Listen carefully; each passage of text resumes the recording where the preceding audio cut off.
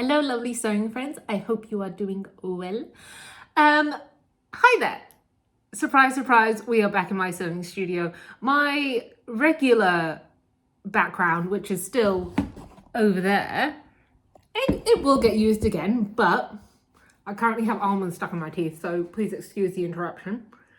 But I hope you guys are doing well. I hope you guys are doing lots of lovely sewing projects. It is soon to be October, which means if you are okay, please hear me when I say, if you are thinking about sewing things for people for Christmas, get started now. Because that is no fun when you're in December and you're like, oh my God, I actually need to make people Christmas presents. Like, what do you do? So if you are thinking about it, start doing it now. Hello. For those of you who are new here, I am Annie and I talk about sewing stuff online, pretty much. I think we've kind of discovered that so far. And I finally got that piece of almond out, thank you. So yeah, today I'm actually going to show you around my sewing studio. If you're new here, also these are not normally the type of videos that go to plan. They are normally the type of videos that I just let evolve and we'll see what happens and then we just go from there. Hence the almond. So we will get to the topic of this conversation, which is how to store your sewing thread, fabric, and sewing patterns, right? Because I love this because I have so many of all of those. So I'm going to show you how I store my things. So I think the best way to start off is where we are, which is with the sewing thread, which I have right here. So I also have a sewing thread drawer and a sewing thread box as well, because I've been sewing for 20 years. So therefore, of course, I have lots and lots of sewing thread, not all the same color, not all the same type, not all the same quantity. So I have quite a lot. So please excuse me if I repeat myself with my sewing thread because there will be a lot to go over. So the first part is elephant in the room, which is this one here. So what I did for this, it's actually, I'll get you guys in nice and tight there. It's actually a frame for like a picture frame that you like put a poster in. I removed the glass and then on the board, I like screwed in little hooks and then I got these, like, I got the hooks in and then I got these little bobbin thread pins like that. And then I got the bobbin clasp thing there. And you just simply put them on top of one another like that.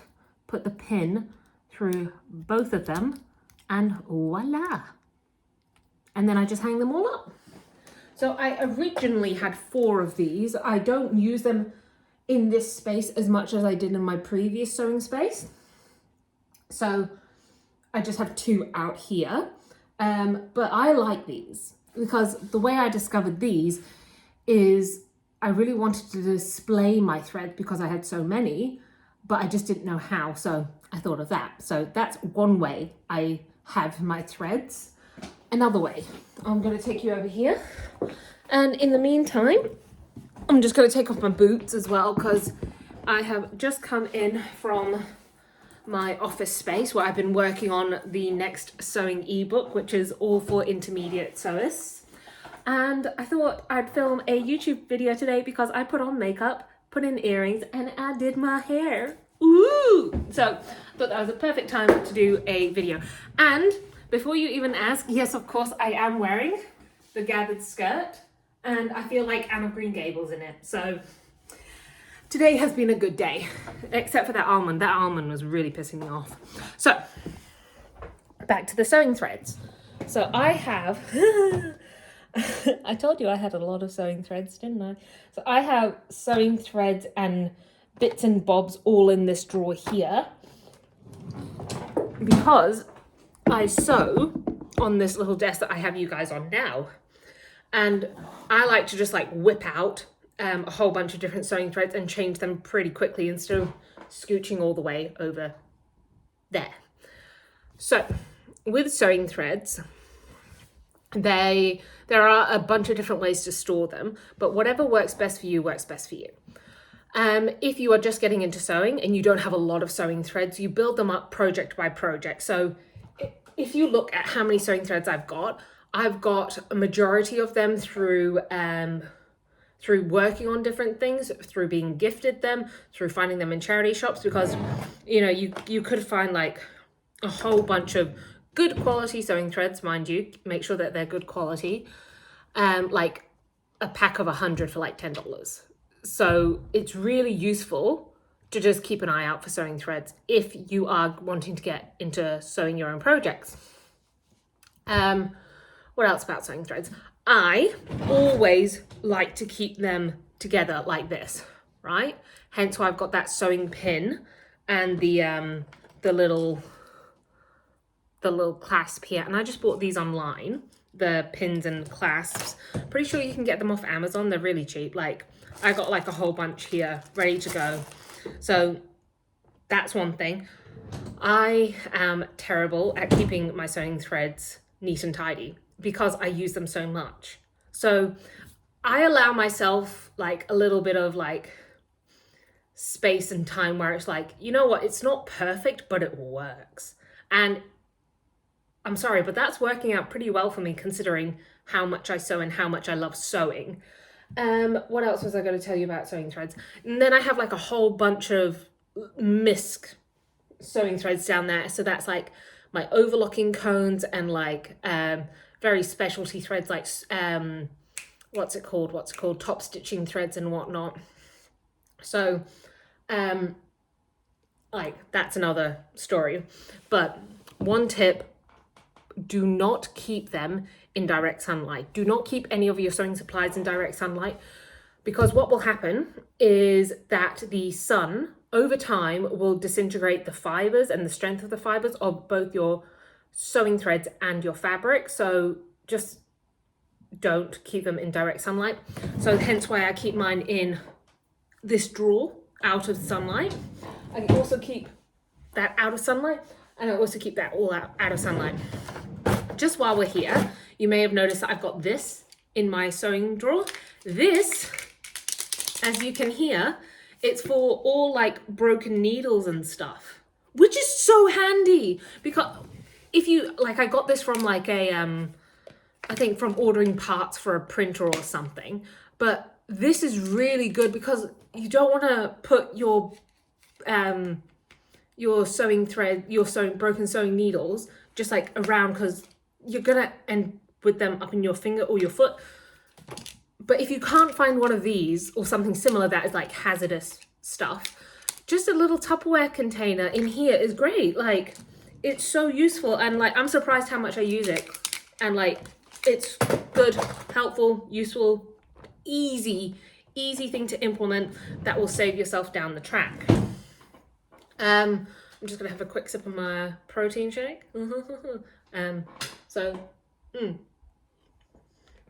We were talking about fabrics then, but I'm going to show you how I store my fabrics. So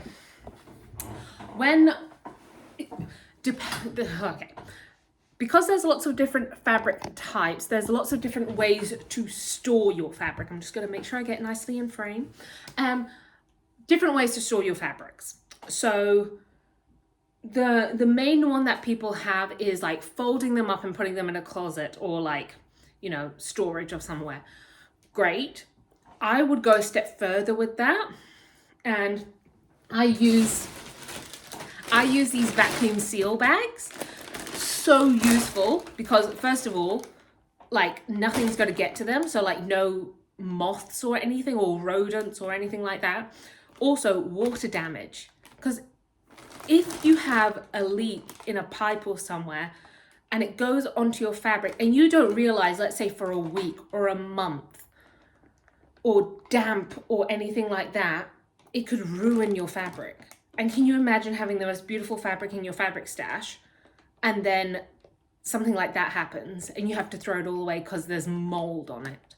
Like vacuum seal bags, super easy. And also with the vacuum seal, you can suck out all the air Therefore, it stores up even smaller, which is perfect if you have, like, if you don't have a dedicated sewing space, or you don't have a lot of space. That is super, super useful, because then you can get more fabric. So that's one way I store my sewing fabrics. Another way is having them in these containers down here. So I have a whole bunch of fabrics in here. Let me show you. Let me just get some other fabric out of the way in the meantime. So I have a bunch of different sewing fabrics there. Now, I've recently been through my sewing fabric stash and kind of sorted them out a bit more. So that bag I just showed you here, this one, that's all my Liberty fabric small pieces. They're not like meters, they're all like under a meter or so. So for like scrap busters or smaller projects that I want to use the Liberty for, or pieces that I kind of just need a little pop of Liberty, I just go straight to that one. But then in these big tubs down here, I have all my bigger folded up pieces of fabrics that are going to make a garment. So that makes it really easy if I'm like, oh, I really want to make a summer dress, I just don't know what out of yet. I go straight to that bucket, tub, and kind of have a look through and see what's in there and see what I like the look of, and then just go from there. I've heard of other people, and I've done this in the past, just taking a small swatch of each of your fabrics and kind of keeping it in a folder and kind of keeping a bit of a track record of your fabric so you know what type and whatnot it is. You can also do a burn test for that, which is when you just light a piece of your fabric on fire with a piece of tweezers, don't hold it with your fingers, and the smoke, the smell, and the residue and the flame will tell you what composition the fabric is. But for me, I just love keeping them in these storage containers. Super easy and accessible for me as well. The one downside about those vacuum sealed bags is that if you see your piece of fabric in there, you have to open up the whole thing and then it expands, and then you have to get the vacuum cleaner back out to retract it and everything and put it away and whatnot. So that is a downside to them, but super useful if you're in a small space. These tubs, they could easily fit underneath my bed or underneath this desk or that desk if I needed them to. So that makes it super useful. And also, again, they're watertight-ish. And yeah, they're just really easy for just like scurrying through. The next way I store my fabric that I love is I actually really like to hang my fabrics up here. Now, as you can probably tell, there's quite a few clothes on here that I'll get to finishing at some point. But you can see here, let me just, why do they always seem to, that's because I have multiple on one thing. Let me just get this out. So like I have my fabrics hanging up here. So like they're nice and just different in my sewing space. So like I can look at that and I can be like, oh, like I really want to make something out of that, or, you know, it's going to be something beautiful, and then I can start sketching. And so like my space inspires me. Ooh. My space will inspire me to stay creative. So like looking at that, I love it. It's gorgeous. And so immediately I'm inspired to sew.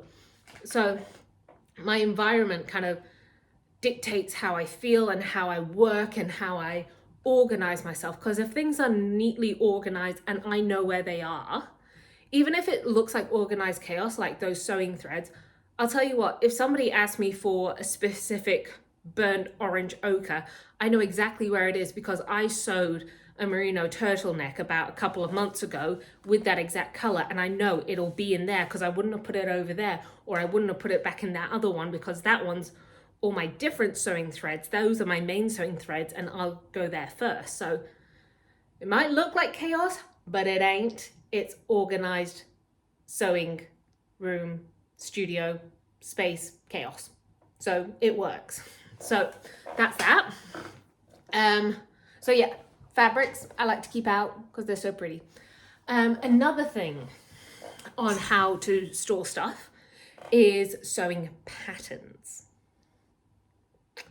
So, depending on the type of pattern that you have, you will need to store it differently. And I've heard of so many different ways you can store your sewing patterns. So for example, when I was at university, we had a book that we kind of made our sewing patterns out of. I think I've actually got it over here. Let me see if I can find it. No, it's under a whole bunch of stuff and I can't be bothered. So we had a book that we traced our patterns from and made our patterns from. So then we traced them onto really heavyweight card, which is like this stuff. You'll see it a lot in like fashion films and photography and stuff. So it's like thick-ish cardboard, but we traced our master copies onto that and then traced our like edited kind of pieces onto more like pieces of paper like this. So a bit more flimsy, like a little bit more lightweight. So I have been taught since university, which was now 5 years ago, that I like to store my patterns hanging up and like vertical so that there's no additional creases or they don't get torn or folded unnecessarily or rolled. I like to keep all of my patterns hanging up flat. And I do that with coat hangers or pattern hooks, which are, I'll show you up here. You might be able to see them like there. So those are all my patterns hanging up there with the additional coat hanger here and there. So I like to keep my patterns flat, although a couple of other sewists, they tend to keep them all in like envelopes and stuff, which is great. But the problem I find with that is that it just takes up too much space for me. Because hanging stuff vertically doesn't take up a lot of space, whereas having things in like a drawer or a desk or something can take up quite a bit of space. So that's that. What else? Digitally, I love digital patterns because if you're moving a lot or you fluctuate between sizes and whatnot, having a digital pattern means you can always go back to the original. You get me? So with those master copies there, they're one size. If I wanted a different size, I would have to regrade the entire thing, and that could take a couple of hours from the original book. So I love digital copies that have multiple different sizes. Therefore, I can just easily grab the size I need and it's just done. So digital copies, I love. And also with patterns, they can get sun bleached. So again, away from sunlight, which this is. Another way that I hear people, well, with sewing patterns, the ones that I absolutely hate are the tissue paper ones. They are so unnecessarily annoying. So I don't even bother with tissue patterns anymore. You mainly get them at not department stores. What am I talking about? You mainly buy them in stores, and the paper's just so thin that you would then have to trace them off into a paper pattern anyway. So you might as well have just bought the downloaded one, printed it off, and then done this. So that's that. But yeah, that's pretty much all I've got to say on that topic. And if you've made it this far, hello. One thing I did want to talk to you guys about is, you know what I find, because I watch YouTube a lot. The one thing I understand the whole thing about subscribers and whatnot, but if you guys like this, you'll subscribe. I don't need to tell you to subscribe. So, you know, it's one of those things where it's something that everyone says you should do, like, you know, make sure to like, save, and follow, and make sure to do all this, that, and the other, which I get. But with YouTube, I think it's a lot more personal. You know, like, sitting and watching someone for 20 minutes, if you like their content, you're going to subscribe because you want to see more of it. In saying that, if you've liked this, you can choose to subscribe. But also, if you're like, that's cool, next. No problem.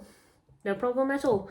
But you won't get to see my finished whales, which are coming along very nicely. So I've got a bunch of whales here, if you don't know. And this is the pile I've still got to get through. But this is the pile I'm getting through. And I've got 2 finished ones I'll show you. I have a whale box because I don't want to add to the mess that's in my sewing studio right now. So I've got this little whale. He's still got to be stuffed, but he's going to be a cutie. So this one is going to be, I've got a pair of pajamas in this fabric, and it's a Liberty, of course. And then I've got this one, which I made myself a pair of pants in this fabric, and then it's Liberty, of course.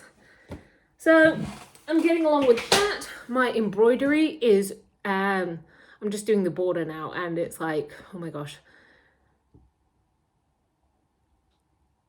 This embroidery it's gorgeous, but I'm not enjoying it anymore. That's the thing. I'm not enjoying it anymore. But we'll get there. Yeah, this video has been fun, as always. Nice to see you. Yeah, and I hope you have a great week whenever you're seeing this. Weekend. We just had the long weekend here in Melbourne. And even though it was a long weekend, of course I worked on the Friday because I wanted to get stuff done. But I did manage to tidy my kitchen and my bathroom, which is a big win for me, because when you can do a deep clean, you just, like I said, if your space is good, you're good. And I hope you have a great rest of your week. Bye bye.